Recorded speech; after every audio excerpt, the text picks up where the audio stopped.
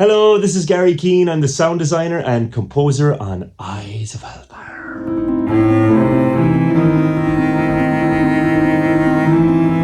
So what is the essence of Eyes of Hellfire?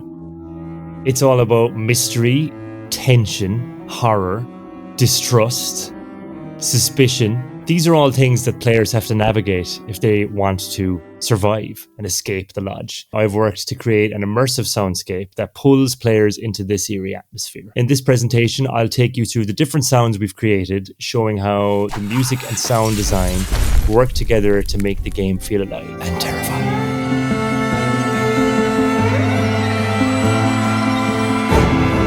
So for music, we wanted something gripping, eerie, terrifying, and mysterious.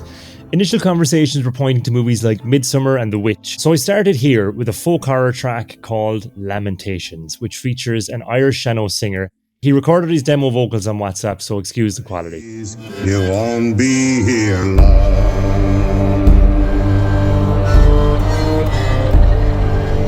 All will be seen by the eyes of Hellfire. This led me on to my next pass, Symphony of the Damned.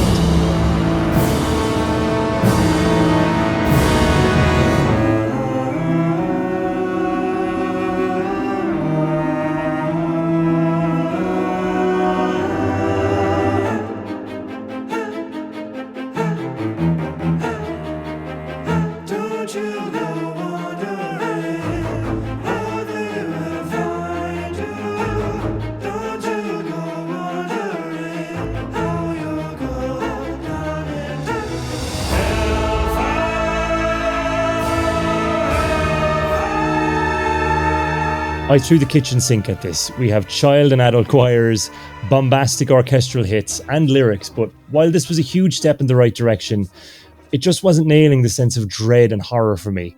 This did, however, give us our Eyes of Hellfire melodic theme, ba-da-da-da, which brought us to here, our Eyes of Hellfire theme tune, Wicked Rituals.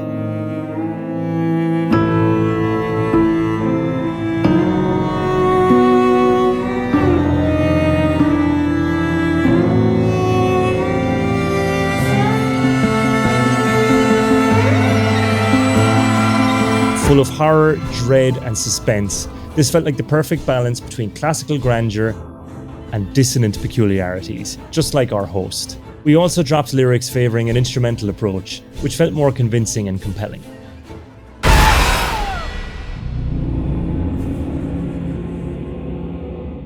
We said from the get-go that we wanted the sound design in this game to creep up on you, almost feeling it, overhearing it. The mandate for this began with the lodge ambience.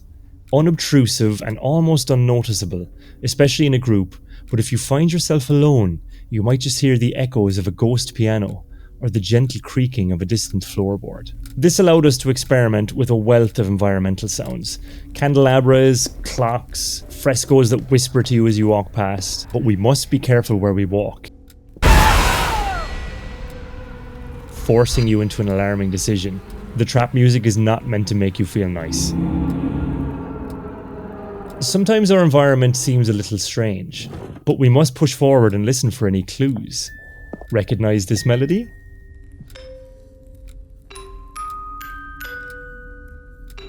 You might find yourself wounded with no one to help you, when all of a sudden, the host enters. The host exists between space and time with only a faint heartbeat to guide you.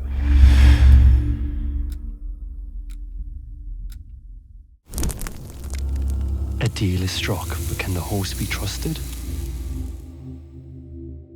This brings us nicely onto our other guests in the lodge, the monsters. The shroud patrols the corridors with its guttural levitation. But we must fight to survive.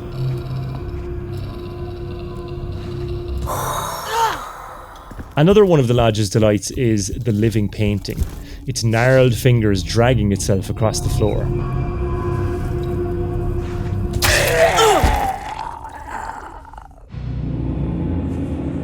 We wanted living, breathing characters in our game that react to their environment. When they help out, I can be a team player too, you know? Explore. And what's behind door number 1? Find a trap. Watch your feet. There are traps. Or come face to face with a monster.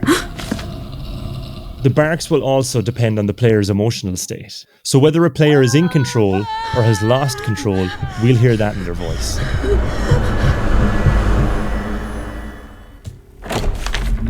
Here we go. Would this help? We'll be recording 2 entire sets of barks to reflect this. Voice chat is the lifeblood of our game, so this is a huge focus for us. We started with putting a lot of thought into proximity chat. We wanted a sense of space and distance to really amplify the game's surroundings in an immersive way. Hello. Can anybody hear me? I'm paging Gary. The way a player's voice filters off and reverberates as they walk away is crucial in making the environment feel authentic. I'm also delighted to say that we have a brand new feature, listening through doors. If a player interacts with a door, they will hear the muffled sounds from the other room. This is a live feedback of what's going on, whether it be voice chat, barks, monster sounds, or fights.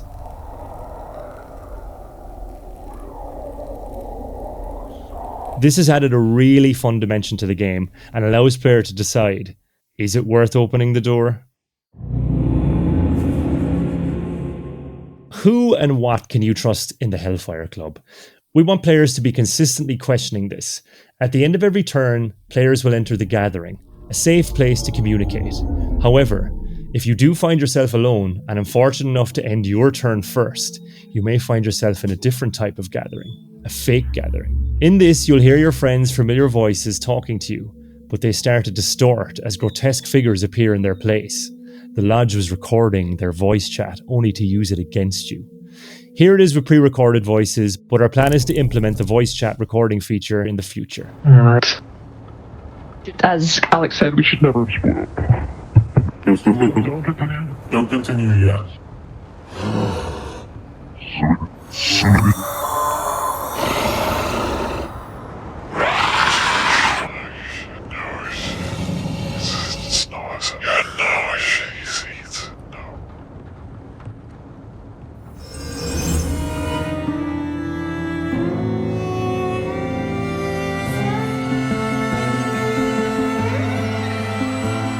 That's just a small slice of some of the things we've been getting up to in this game. We've lots of new plans for voice chat, Fakeouts, monsters that you'll hear about soon. But for now, that's it. Thanks again for watching and chat soon.